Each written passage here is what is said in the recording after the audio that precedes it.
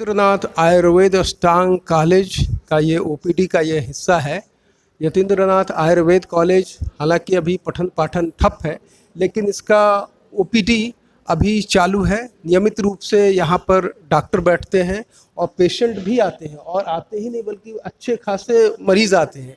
ये कोई आपको एलोपैथ हॉस्पिटल का ये नज़ारा नहीं है, बल्कि ये आयुर्वेद कॉलेज का ओपीडी कक्ष है, जिसमें यहाँ पर इतने सारे पेशेंट हैं। मैं जब आया था तो ये समझ रहा था कि शायद कोई वैक्सीन वगैरह के लिए लोग यहाँ पर एकत्रित है, लेकिन मुझे मालूम हुआ कि ये लोग पेशेंट हैं जो आयुर्वेद तरीके से उपचार के लिए यहाँ पर आए हैं। तो हम अंदर जाएंगे, डॉक्टर साहिबा भी बैठी हुई है अंदर, तो उनसे जानेंगे कि डॉक्टर साहिबा प्रतिदिन कितने मरीजों को देख रही हैं। नमस्कार मैडम। मैडम, आपका शुभ नाम? मेरा नाम डॉक्टर कृष्णा सिंह है। अच्छा, तो यहाँ पर कुल कितने मरीज आते हैं प्रतिदिन? करीब 100%।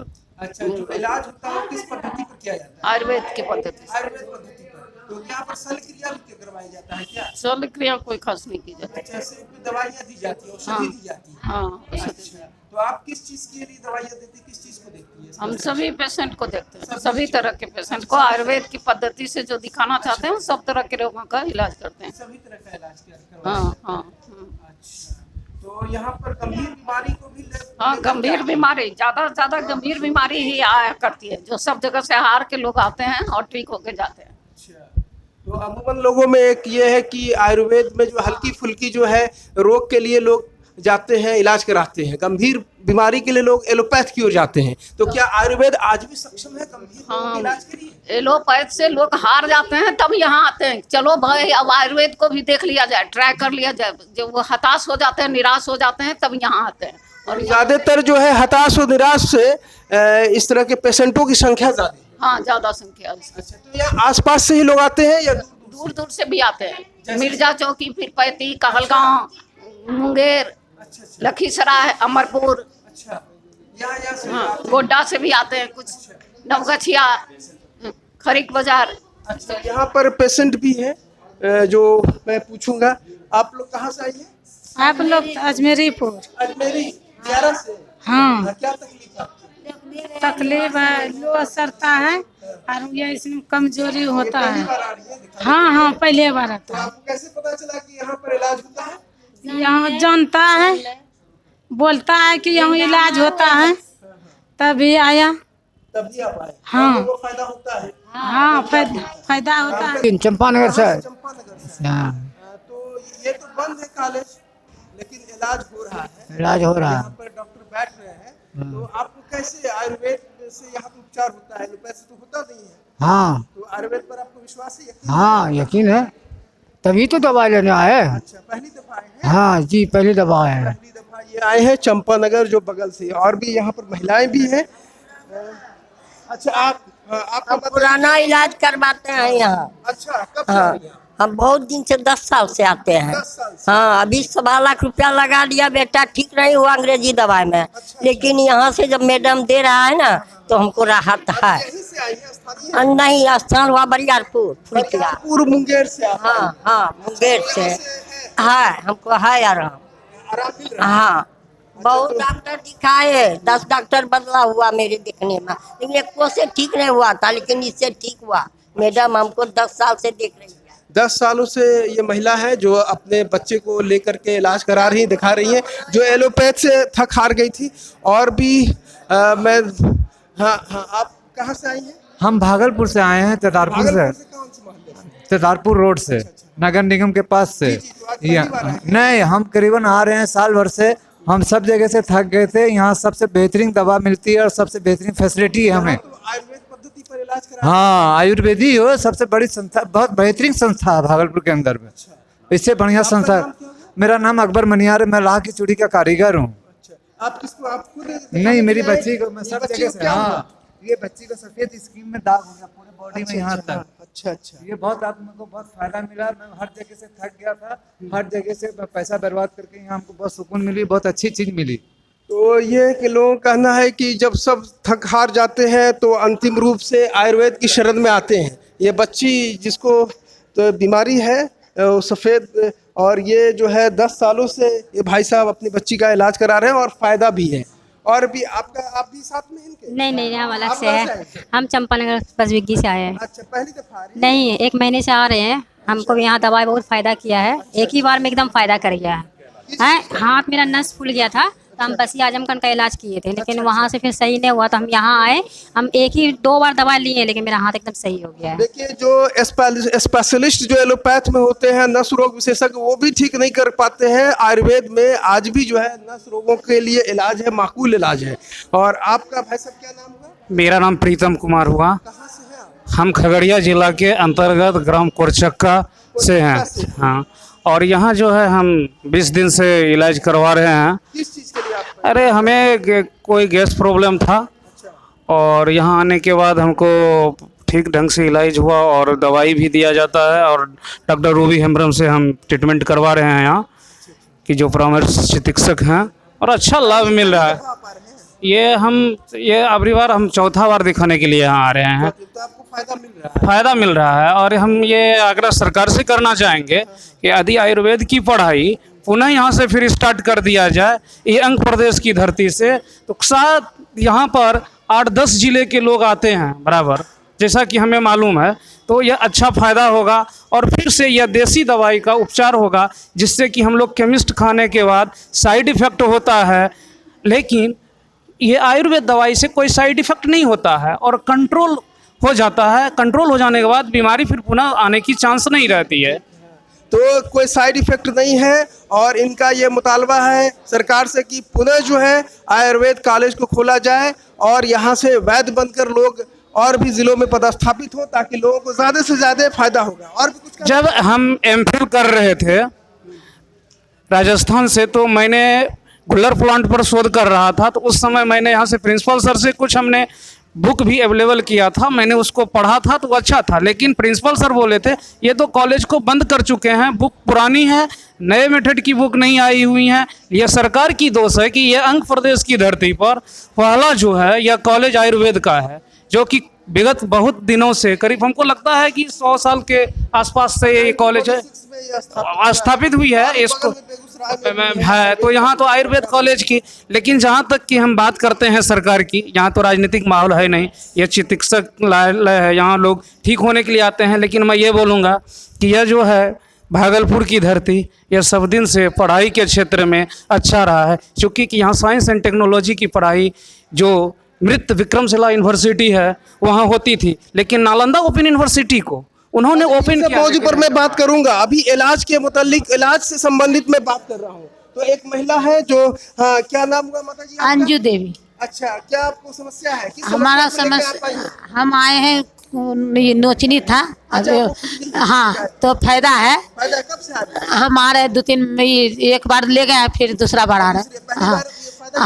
हाँ, फायदा किया है। अच्छा, किस डॉक्टर से आप दिखा रहे हैं? हम रूबी जी से दिखाते। हाँ, उसी को दिखाते हैं, सब दवाई देता है, ठीक है, फायदा है। हाँ, हम मनोकामना चौक की है। मनोकामना चौक से। तो यहाँ स्थानीय लोग तो आते ही हैं, जैसा कि मैंने देखा है कि मुंगेर, बरियारपुर, खगड़िया और अजमेरी, दियारा, तमाम जगहों से लोग जो है यहाँ पर पहुँचते हैं। और मैं अब डॉक्टर साहिबा के पास, रूबी हेम्ब्रम के पास जाकर के उनसे पूछूंगा कि किस किस तरह की हमारे समक्ष मैडम डॉक्टर रूबी हेम्ब्रम जी है, जो यहाँ की चिकित्सा पदाधिकारी है। मैडम, बहुत सारे लोगों से मैंने पूछा ओपीडी में, तो तरह तरह की बीमारियों को लेके आए हैं जी। तो उनकी चिकित्सा तरह तरह की बीमारियों को लेकर के, तो तमाम तरह की बीमारियों को किस तरह से आप ट्रीट करते हैं, किस तरह से आप देखते हैं? देखिए, पहले तो उसके कारण निवारण को पूछते हैं, कारण क्या है, क्या उसकी हिस्ट्री को पूछा जाता है कि आपका ये रोग जो आया है किस तरह से आया है, या तो जेनेटिक तो नहीं है या वायरल तो नहीं है। हमारे पास मुख्य रूप से शल्य विभाग है, तो शल्य विभाग से जुड़े हुए और ENT है और स्किन है। तो उस हिसाब से हम लोग देख करके उसकी भौगोलिक परिस्थिति को भी देखना पड़ता है। पिछला पूरा हिस्ट्री जाना जाता है मरीज का, उसी बुनियाद पर आप हाँ, तभी आप उसका निवारण कर सकते हैं। अच्छा, सभी रोग के लिए एक ही तरह की दवा दी जाती है या कुछ मात्रा घटकर करा दी जाती है? एकदम अलग अलग, सबका अलग अलग दवा है, लेकिन कुछ एक आयुर्वेद में है दवा की जिसका कि निवारण 10 रोगों से भी हो सकता है, 10 बार। तो वहाँ पर है कि चलो दे दिया। इम्यून डेवलपर, गुरुची चूर्ण, वो आपको देंगे तो कोई दिक्कत नहीं। आपके लिए गैस की अगर कहीं परेशानी, लवन भास्कर, हिंगवाष्टक है, इस तरह की चीज़ों को दिया जाता है। आज के समय में लगभग सबों को इस तरह की परेशानी का सामना करना पड़ा, तो वो एक चलता है। मैडम, आज एलोपैथ तेजी से बढ़ रहा है, शोध हो रहा है, लेकिन आयुर्वेद पिछड़ रहा है। आयुर्वेद का जो भी कॉलेज था वो बंद हो रहा है एक एक करके, और ये कॉलेज ही बंद है। तो इसके सिलसिले में ये तो सरकार की विडम्बना है, ये एक अलग विषय है। लेकिन जब आप आयुर्वेद की बात करेंगे तो आयुर्वेद में ही ज़्यादा शोध हो रहा है अभी जो ये हम लोग एपिडेमिक से गुजरे हैं कोविड-19 से, तो रिसर्च में आया है कि जितना आयुर्वेद ने सपोर्ट किया, मदद किया किसी भी रोग, मैंने इस तरह के कोविड-19 के रोगी को, एलोपैथ के पास कोई दवा थी ही नहीं। बस वो एक स्टैंड करके रखा, ऑक्सीजन प्रिपरेशन में डाला, बस उससे ज़्यादा वो कर नहीं पाया। लेकिन आपको जो आंतरिक जो शक्ति देना था वो आयुर्वेद ही दिया। तो अभी आयुर्वेद का जो भी आप देखेंगे ये रिसर्च वो सबसे ज़्यादा चल रहा है। इंडिया को हटा दीजिए, लेकिन विदेश में इसका रिसर्च काफ़ी ज़्यादा है। और हमारे देश हमारे राजनीति लोगों का विडम्बना है कि उनको समझ में, भारत आयुर्वेद की जननी है, लेकिन अभी बाहर में विदेशों में ज्यादा शोध हो रहा है। ये भी थोड़ा दुखदाई है, जो इसका जननी है बहुत ही ज़्यादा दुखदाई है। और इसी का क्या बोले जाएंगे, उपहास के पात्र हो गए हैं हम लोग सब। और हमारी ये जो कॉलेज है, ये तो भागलपुर, क्या बोलिएगा, भागलपुर के लिए बहुत बड़ी गौरवान्वित जगह थी, जिनको कि यहाँ की जनता ने समझा नहीं, ना आज तक समझ रहे हैं। आप अगर समझेंगे तो आप सरकार से मांग करेंगे, सरकार निश्चित रूप से आपकी मांग को पूरी करेगी। ये यहाँ का उपहास का पात्र बनेगा अगर ये खत्म हो जाएगा तो। धन्यवाद मैडम। तो आप आ चुके हैं, यहाँ पर बहुत सारा औषधि रखा हुआ है, जिसमें कई लोग दवा को मिला रहे हैं, दे रहे हैं मात्रा के हिसाब से। यहाँ पर कुछ, तो यहाँ पर आप, हेलो सर, आप औषधालय में किस पद पर हैं? हाँ सर, सहायक पर्थ ग्रेड। अच्छा, सहायक पद। तो आपका काम क्या है? अच्छा, इसको देख रहे हैं। हाँ, रजिस्टर। तो औषधालय में कौन सी दवा कितने मात्रा में दिया जाता है, ये आप करते हैं? आपका शुभ नाम? राजेश कुमार। अच्छा, तो जो मैडम, जो डॉक्टर साहिबा जो दवा लिखती है, तो उसको किस तरह से आप देते हैं? जितना लिखते हैं ना ग्राम, उस हिसाब से देते हैं। अच्छा। कहाँ बच्चे रहते हैं ना, उस हिसाब से। और बड़े को जो लिखते हैं 225 ग्राम, तो उसके हिसाब से दिया जाता है 4 ग्राम, जो कि 6 दिन का दवा बनता है। 6 दिन का उसका हो गया। और भस्म चूर्ण जो देते हैं ना, 3 ग्राम उसको लिखे जाता है, तो उसको हम देते 9 ग्राम, जो 6 दिन का हो गया 9 ग्राम। और टैबलेट हम गिन के 6 पीस, 3 दिन का 6 पीस देते हैं। कितने दिन से आप काम कर रहे हैं? सर यही 6 महीने से। अच्छा, 6 महीने से। आप कौन सा डिप्लोमा या डिग्री किए हुए हैं? हम तो मैट्रिक किए हुए हैं। तो ये बच्चों से लेकर के बूढ़े तक एकदम जो मात्रा में, जिस मात्रा में चाहिए वो बनाते हैं पुड़िया, और फिर जो है मरीजों तक पहुंचता है ये पुड़िया। और हाँ, आपका शुभ नाम भूल गए थे? राजेश कुमार। राजेश कुमार जी यहाँ पर दवाओं का जो है पुड़िया बनाते हैं, और फिर जो है पेशेंट को उपलब्ध कराते हैं। और भी नाथ अष्टांग आयुर्वेद कॉलेज के प्रांगण में मैं खड़ा हूँ, और हमारे साथ यहाँ के जो प्राचार्य हैं डॉक्टर चंद्रभूषण सिंह जी। सर, ये डॉक्टर राजेंद्र प्रसाद ने इसका उद्घाटन किया था, 1946 में इसका बुनियाद डाला था। इसके बाद निर्बाध रूप से यहाँ पर आयुर्वेद की पढ़ाई होती रही, लेकिन पिछले 1 दशक से, शायद उससे भी ज़्यादा, पढ़ाई क्यों ठप है? राजेंद्र बाबू ने आधारशिला इसकी रखी थी, ये बात सत्य है, बहुत पहले, आज़ादी से पहले। लेकिन 2004 से इस महाविद्यालय में नामांकन बंद इसलिए है कि यह महाविद्यालय भारतीय केंद्रीय चिकित्सा परिषद के मानक को पूरा नहीं करता है। भारतीय केंद्रीय चिकित्सा परिषद द्वारा बार बार विद्यालय को, सरकार को, विश्वविद्यालय को चेतावनी देते रहे कि आप मानक को पूरा कीजिए, अन्यथा आपकी जो है मान्यता बाधित की जाएगी। फलस्वरूप कोई डेवलपमेंट नहीं होने के कारण 2004 से हमारे यहाँ विद्यार्थियों का नामांकन बंद कर दिया गया। नामांकन बंद है। हमारे यहाँ यह महाविद्यालय 3 एकड़ परिसर में फैला हुआ है और पूर्वी बिहार का सबसे महत्वपूर्ण विद्यालय रहा है। इस अंग प्रदेश के इस धरती पर आयुर्वेद के लिए विपुल भंडार के रूप में जड़ी बूटियाँ उपलब्ध है।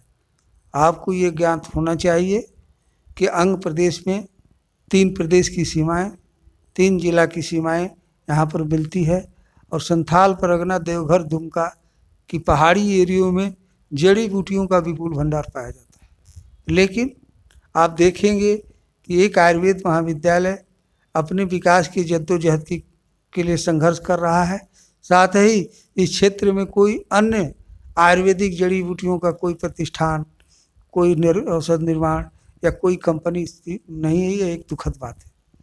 विश्वविद्यालय को विकास के लिए सरकार भी सचेष्ट है और हम यहाँ के नागरिक भी सचेष्ट है और मैं समय समय पर यहाँ की योजनाओं, यहाँ की स्थितियों से सरकार को मैं अवगत कराता रहा हूँ और इस पर सरकार सकारात्मक रूप से कार्रवाई करते हुए इसको पुनः नवनिर्माण के रूप में विकसित करने की योजना बना रही है। धन्यवाद। सर अभी जो है स्वास्थ्य मंत्री मंगल पांडे ने जितने भी आयुर्वेद कॉलेज हैं उनके पुनरुद्धार और जो बंद पड़े हैं उनको खुलवाने के लिए एक पहल की है। एक उन्होंने कहा है कि जल्द ही आयुर्वेद कॉलेज का दिन बहुरेंगे और 3200 जो लेक्चरर्स हैं, जो डॉक्टर्स की बहाली की भी बात की है। तो क्या सरकार से आपको क्या उम्मीद लगती है? आयुष चिकित्सा के विकास के लिए हमारे माननीय स्वास्थ्य मंत्री श्री मंगल पांडे जी काफ़ी सचेष्ट हैं और अनवरत प्रयत्न करते रहे हैं। साथ ही आयुष विभाग के हमारे प्रधान सचिव जी और कार्यपालक निदेशक जी भी सकारात्मक और रचनात्मक जो है योजनाएं बना रहे हैं और हम लोग पूर्ण रूप से आश्वस्त हैं कि मंगल पांडे जी के नेतृत्व में बंद पड़े आयुर्वेदिक महाविद्यालय यथाशीघ्र नामांकन प्रारंभ करेंगे। मानव को पूरा करने की कार्रवाई की जा रही है। आशा है कि शीघ्र ही सरकार इस पर सकारात्मक कार्रवाई करेगी। तो ये थे हमारे साथ चंद्रभूषण प्रसाद सिंह, आयुर्वेद कॉलेज के प्राचार्य, जिन्होंने कॉलेज के बारे में विशेषता बताई कि किस तरह से ये भागलपुर का ही नहीं बल्कि बगल के झारखंड राज्य का भी एक अहम एक केंद्र है आयुर्वेद कॉलेज। और इन्होंने एक उम्मीद जताई है कि हमारे जो स्वास्थ्य मंत्री हैं मंगल पांडे और जो प्रधान सचिव हैं वो इस मुतल्लिक काफ़ी सचेत है और सकारात्मक रुख है और हमें उम्मीद करनी चाहिए कि भागलपुर का आयुर्वेद कॉलेज फिर से एक बार खुल जाएगा और फिर से पठन पाठन जो पहले की तरह होता था 2004 से पहले उसी तरीके से होगा। मैं सईद अनवर, धन्यवाद।